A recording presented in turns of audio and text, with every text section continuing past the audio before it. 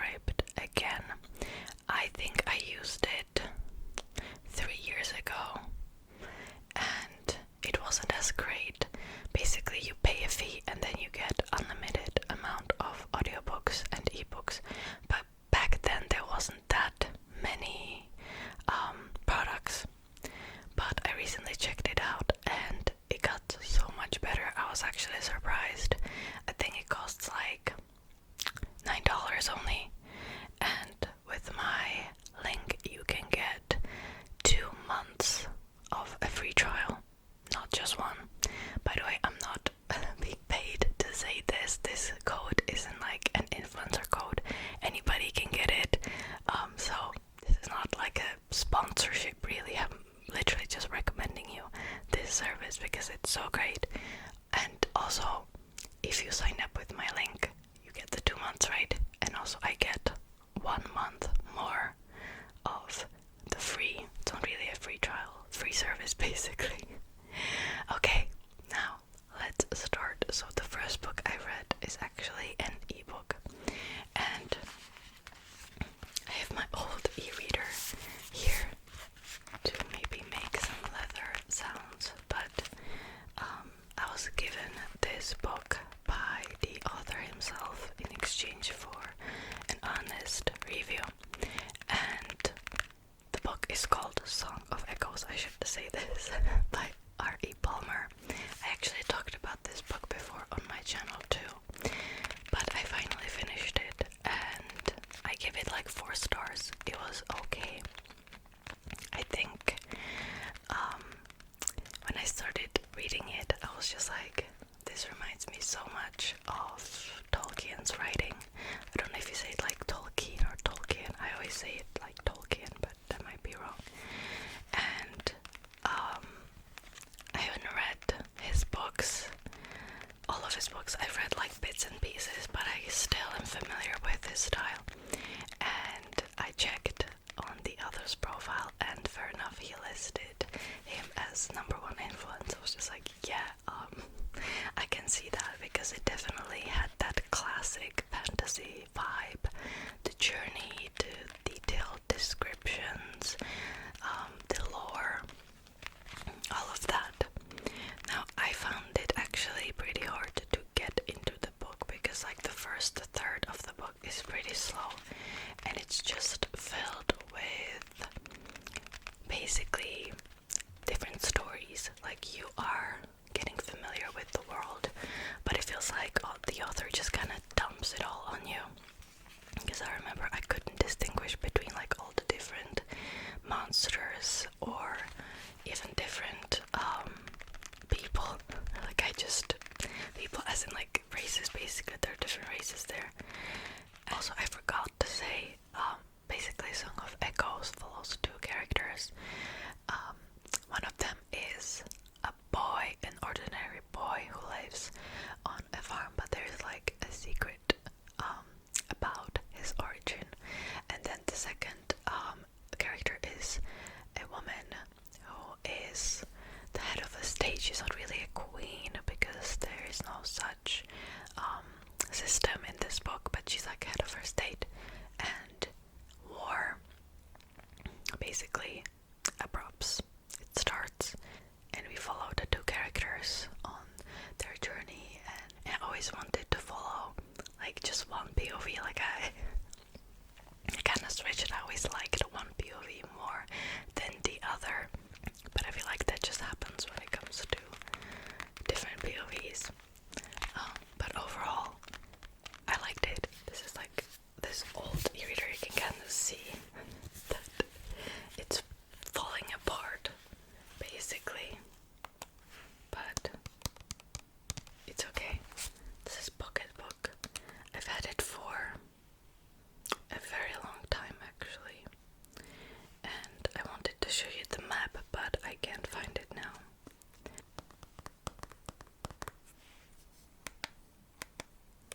Okay, we need to. I feel like it's making this weird sound. Okay, oh, here's a map. I don't know if you can really see it, but there's a map here as well.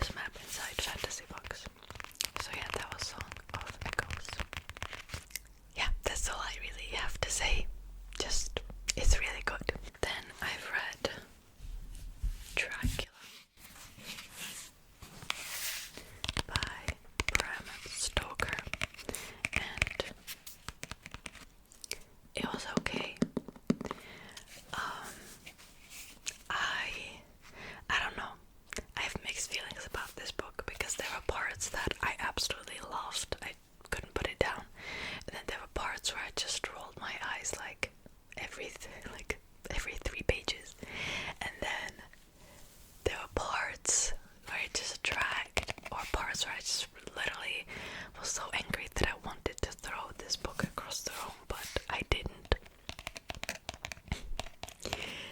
I think it perfectly fits the time period it was made in, and I do acknowledge the impact it had on the literature even till this day.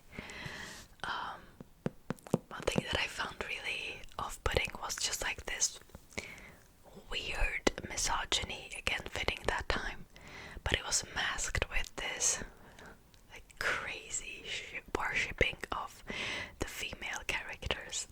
It was just, I don't know, it felt weird from time to time. And also, I found my least favorite trope, which is withholding information. Just when a character knows something that could literally help others, save lives, and they decide to keep it to themselves, it makes my blood boil. Just, this actually happened in the Song of Echoes as well. There was a character who died who also knew vital information that literally wouldn't hurt anybody. It would help literally the situation. I remember there's this specific sentence where I was just like, are you serious? I just stared at the pages in disbelief because they were describing a female character, and she was smart, obviously. Like, I think she was the smartest person in this book, and they describe her as she has a man's brain. I was like, are you serious? I mean, if she led the investigation, like this book would be like 200 pages less, let's be honest. Because sometimes the men in this book just ignored all the important clues, and I was just like, no. So yeah, it was fun. Like, I think this is still one of the better classics. I mean, you have misogyny in almost like every other classic, so like,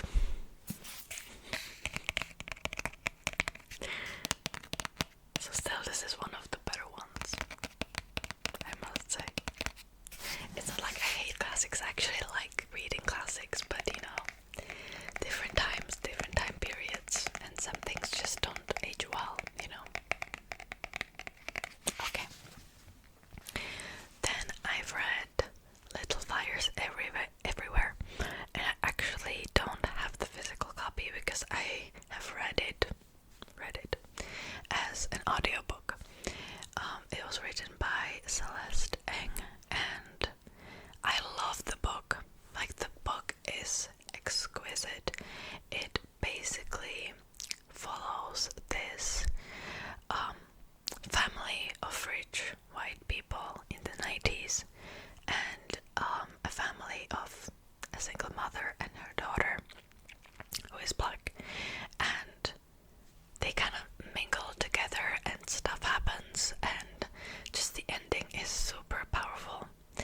And I watched like few episodes of the TV show because it's on Hulu, I think, and I hated the TV show so much. Like, they changed the characters a lot, they changed the plot as well, and before it was just like everything like fitted perfectly, but because they changed so much stuff in the TV show, it didn't work anymore. Also, it follows this case of an Asian woman who basically abandons her baby, and then she wants the baby back, and it's just, the book is really, really good. The TV show, just, I don't know, don't watch it. Also, in the TV show, they turned the main character, Mia, who is a black woman, into such a stereotype. Like, why did they do that? I don't know. Just, yeah. Didn't like the TV show, but I love the book. I gave it 4 stars, I think, because some parts were really slow, and again, I couldn't really get into it at first. But yeah, then I read The Song of Achilles. I again have the Czech version.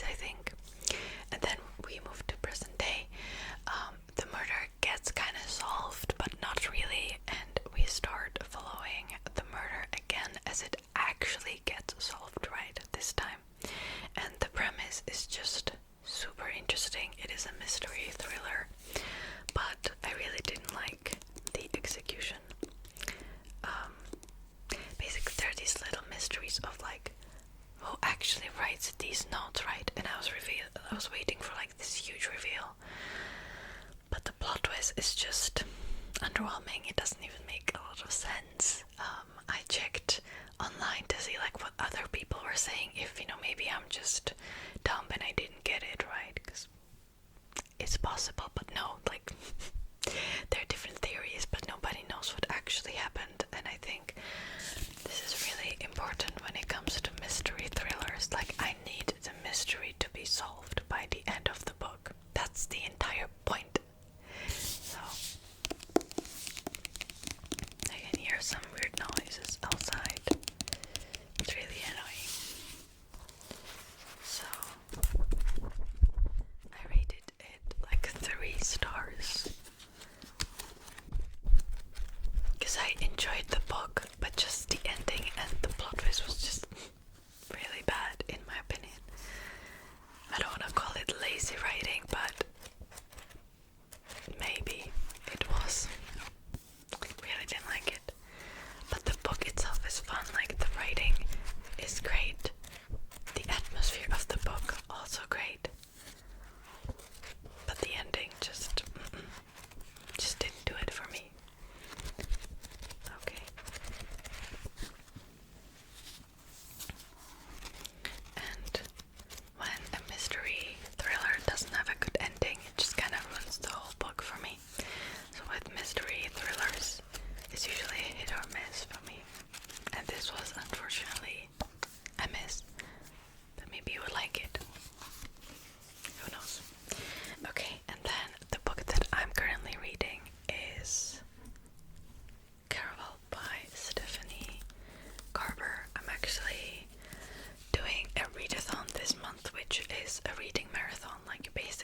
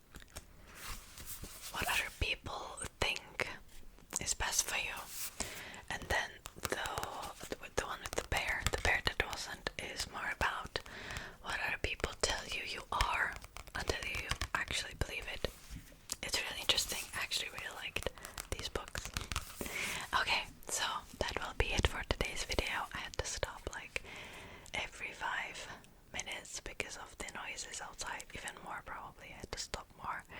But it's okay. So thank you so much for watching, and I'll see you next time. Bye bye. Bye bye.